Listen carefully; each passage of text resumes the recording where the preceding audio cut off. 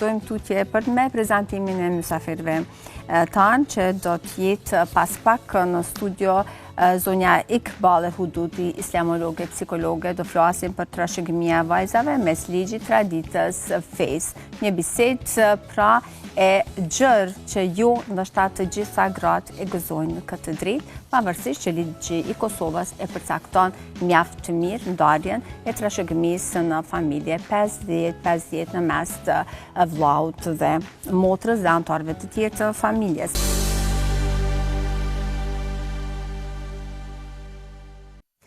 Jemi në studio të nderuar shikues për të nisur një bisedë të nxehtë, të diskutueshme, por ndoshta jo për të gjithë mund të gjejë zgjedhje kur flasim për trashëgiminë e vajzave mes ligjit, traditës dhe fesë.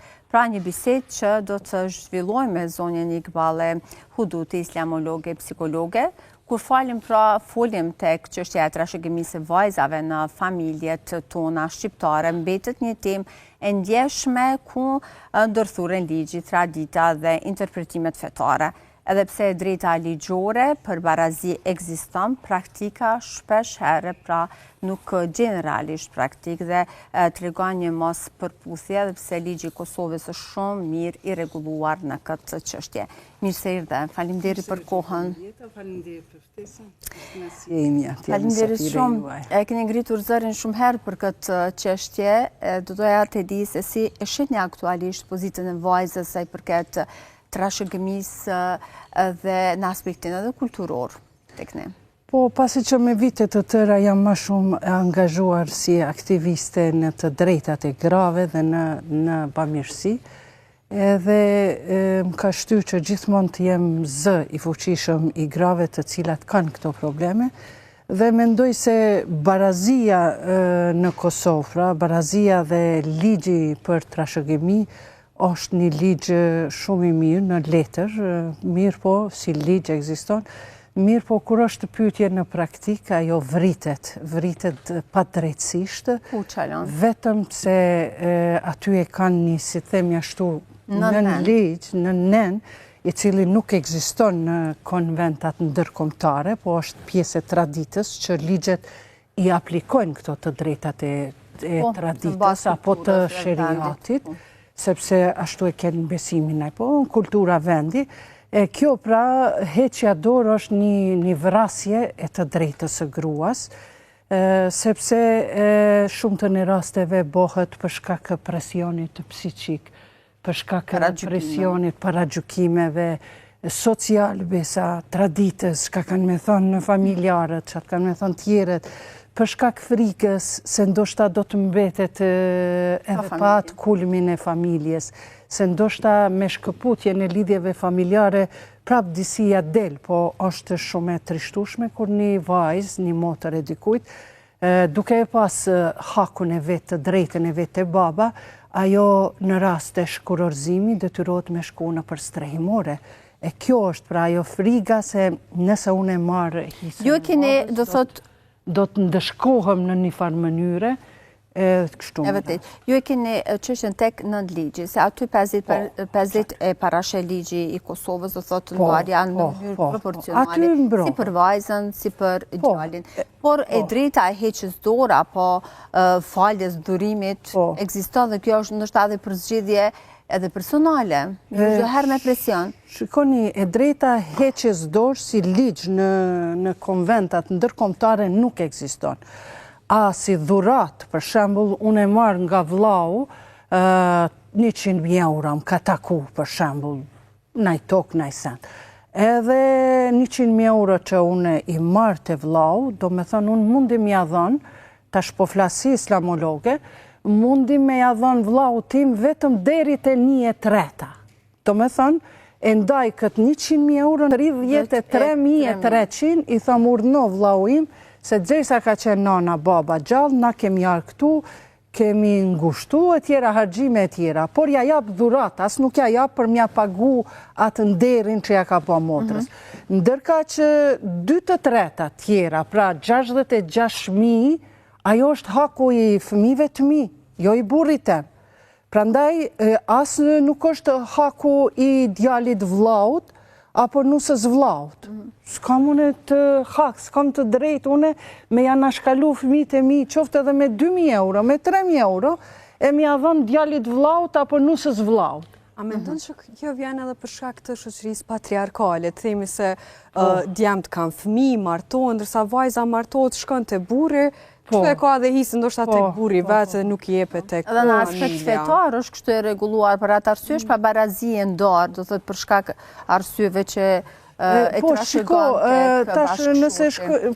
Pak më parë ju pyetët a pajtoheni me ligjin, pastaj do t'jap edhe këtë mendim shumë të mirë këtë pyetje të mirë. Ligji 50-50 i jep Kushtetuta e Kosovës. Unë zotin na rujt, unë nuk pajtohem me këta.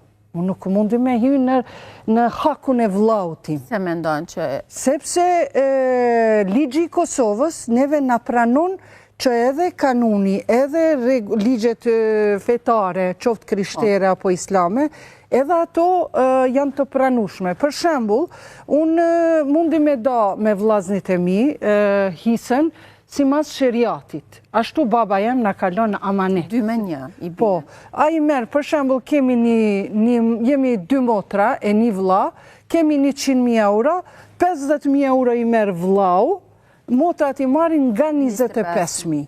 Do me thonë, ligji i Kosovës është shumë i përshtatshëm, e mbron prapë femrën edhe ato që është besimtare, muslimane, se na muslimane kemi shumë, po besimtare në fjalën e Zotit ma pak. Prandaj, kur shkoj unë te noteri, ati nuk i intereson noteri, as nuk të pyet ty, që si e keni nda, se ai nuk ta ndan, ty nuk ta vlerëson.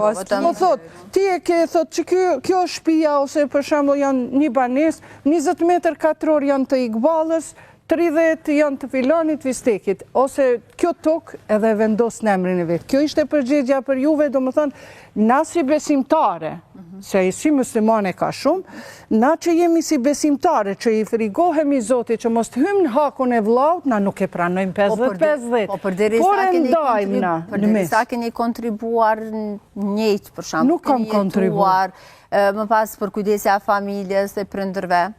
Shiko, unë deri sa jam martu, edhe vllau im deri sa e merr rrogën e parë, krejt është kontributi i babës tem. Nuk është as i vlaut.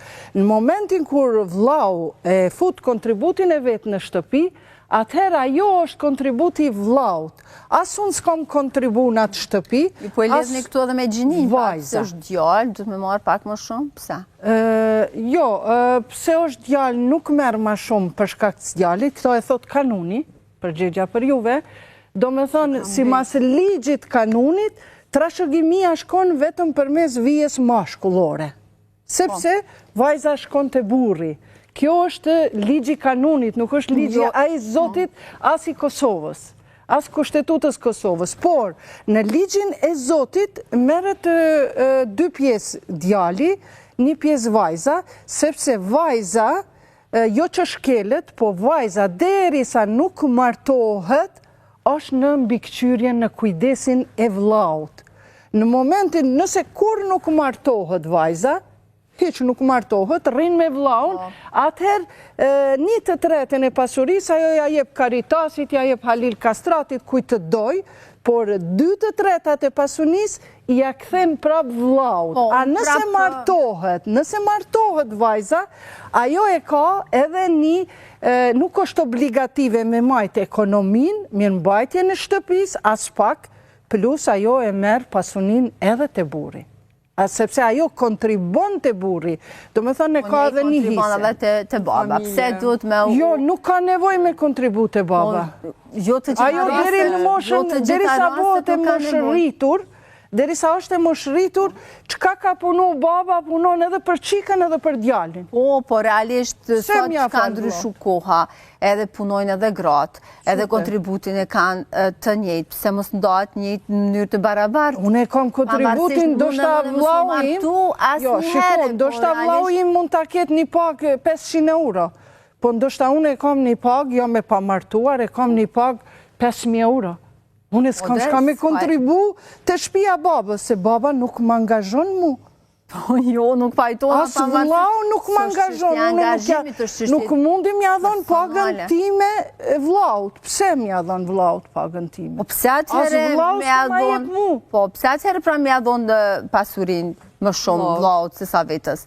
Sepse vlau është ka në verset kuranor er-rijalu qawwamuna 'ala an-nisa.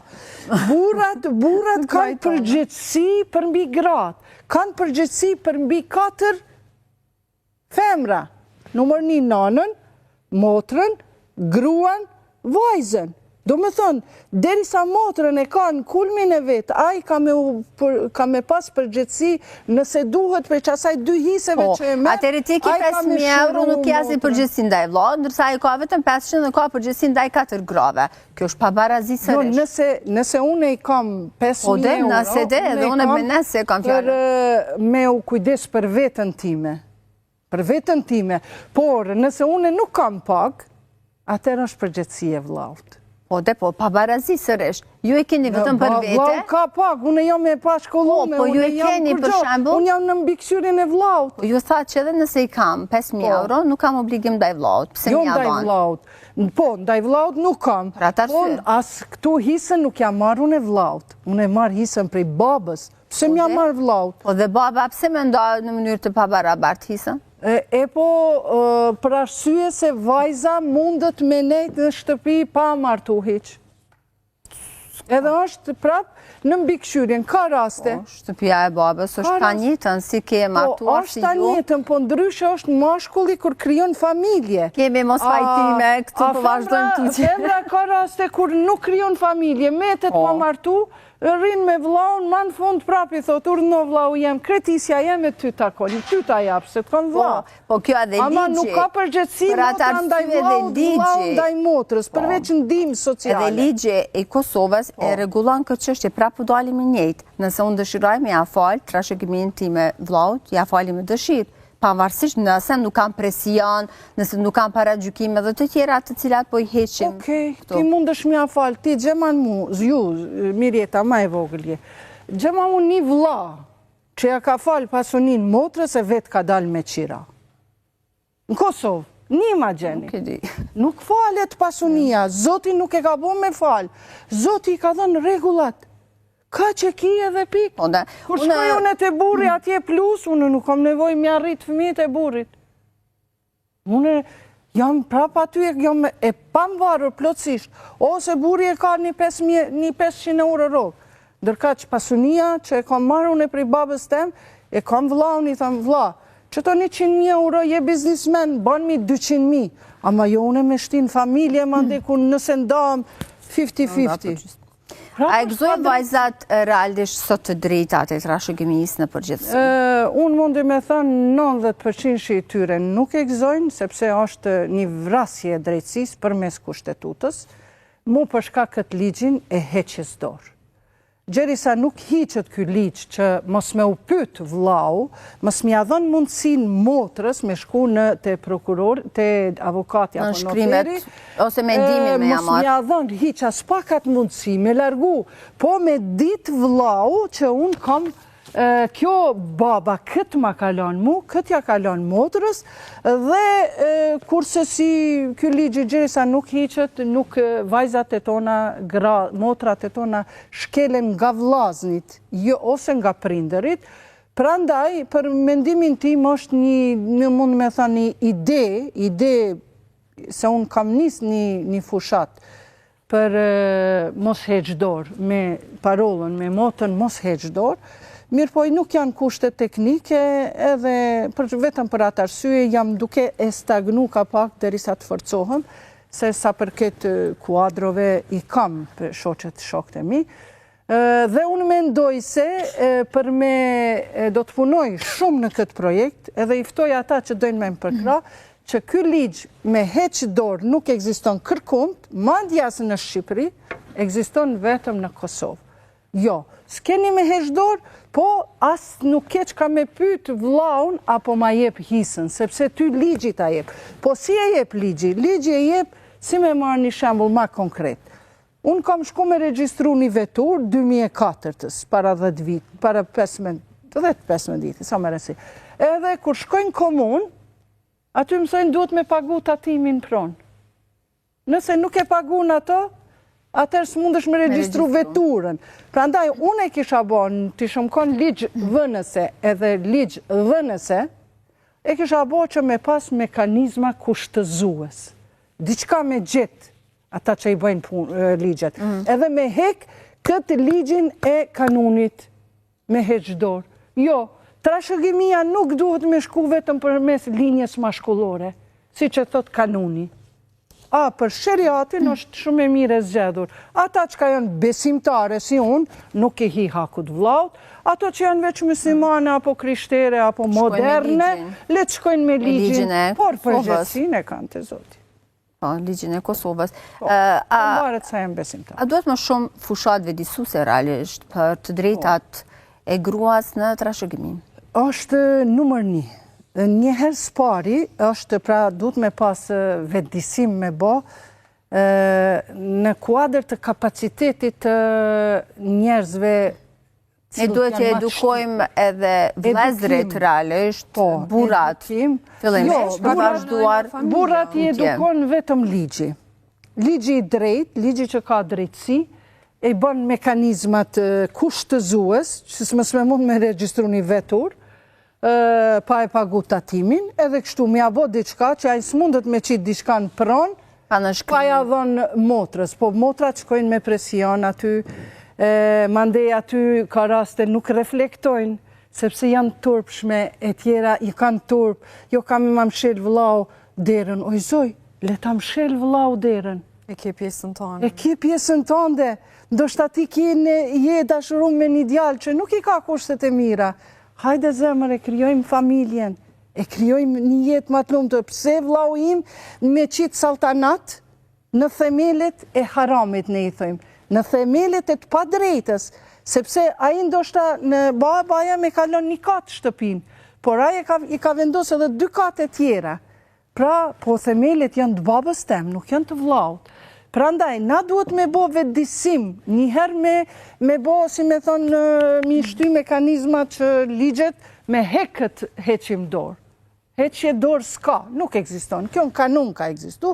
Edhe e dyta mi vetëdisu gratë, edhe ato që janë ma pak besimtare, edhe ato që janë besimtare, besimtareve mos ja merë gjysëm se e ki haram, e ki të padrejt, i ke bo vlaut, ato që janë pa besimtare moderne, Zoti nuk i... A mendon që ka që jenë pa besimtare, ato vetëm e respektojnë ligjin si është e reguluar. Po si e respektoj unë ligjin që se nuk i besoj ati ligji.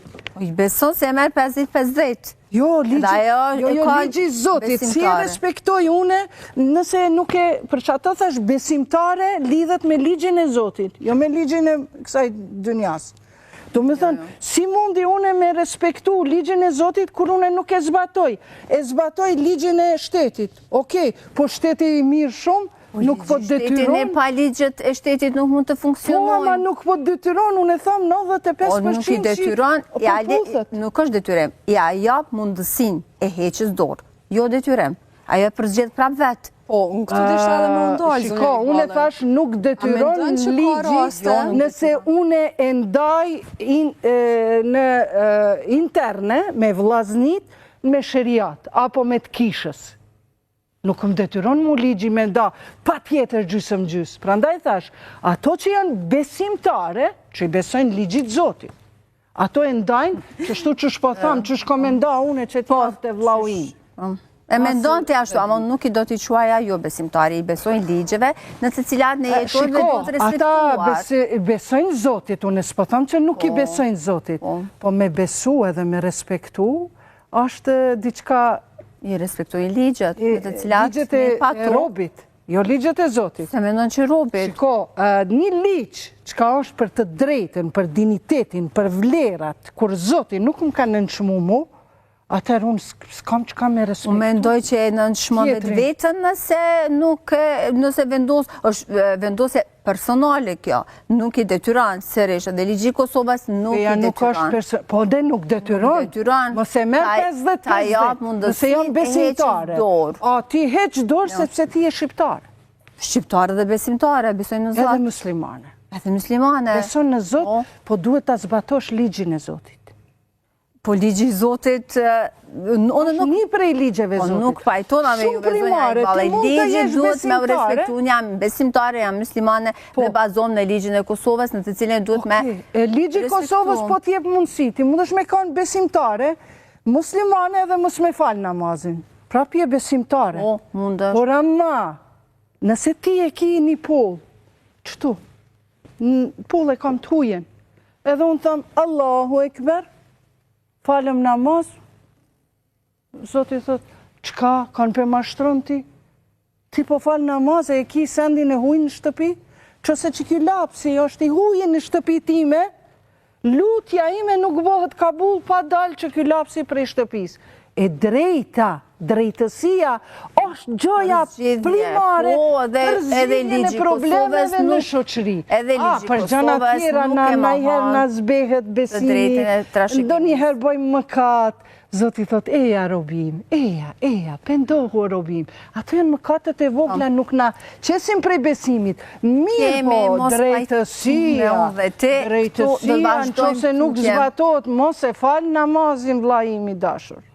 Do të vazhdojmë tutje, edhe keq interpretimet, edhe në aspekt ligjor dhe fetar, se shohim që kushdo sot ka të drejt dhe del në shumë rrjete sociale dhe interpretojnë ligjet në mënyra të ndryshme.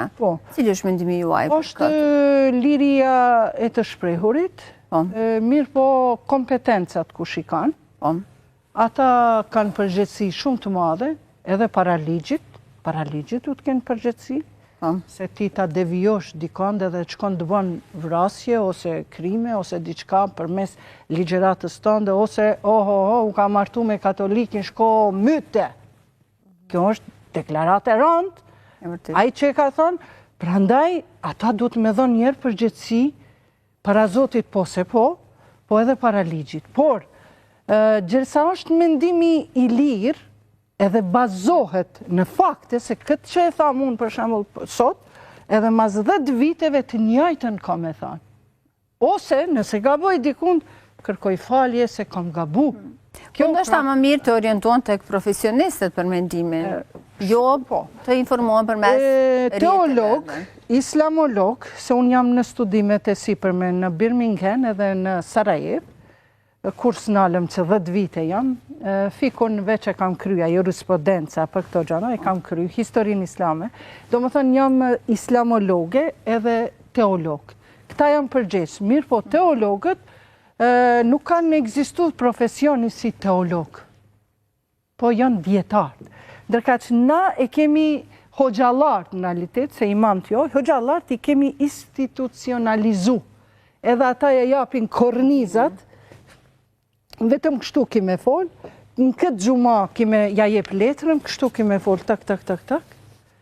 Edhe kjo është ajo ma e keqja që ndodhet tek predikusit. Por nëse ju e keni për shumë Zonjusha, emrin si pat? Anita. Egzosh, sa të bukur. Zonjusha më pyet një pyetje. Unë ja jap këtë përgjigje. Shkon shefshet Krasniqi ja jep tjetër përgjigje. Aj tjetër. Zgjohen dilema, si t'ja bëjmë atërëm? E tash, si t'ja bëni, Zoti thot, e fela ta kinu. Pse s'po mendoni? Pse po bazohesh të Iqbalja? Nëse nuk të pëlqen diçka prej meje, 4 përgjigje tjera i ke. Urdhno, merri mendimet e tjerve. Por mbi të gjitha, pyete vetën. Kjo është predikimi jem. Mirë po, na kemi përgjegjësi më të madhe të Zoti, sepse është një hadith i profetit, i pari që do të hapën dyert e xhenetit, xhehenemi do të hapën me hoxhallar. Hadith i vërtet, për fat keq. Pse?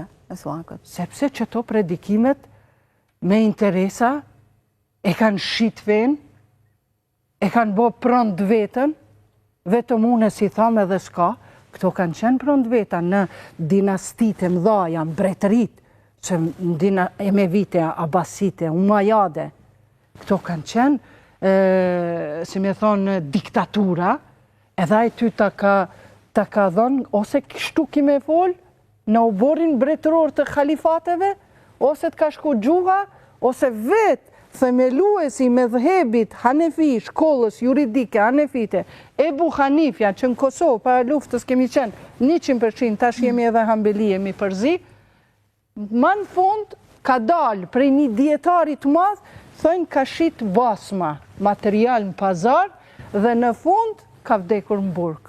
Shëry, dietari, themeluesi, i qëti me zhebit, qësaj shkollës juridike që na e ndjekim verbërazi. Zonja Iqbale, kemi edhe një tim me që në ka kalu shumë koha në tek mos pajtime tona që kemi pasur. E kam një libër këtu në për konferenca ndërkombëtare.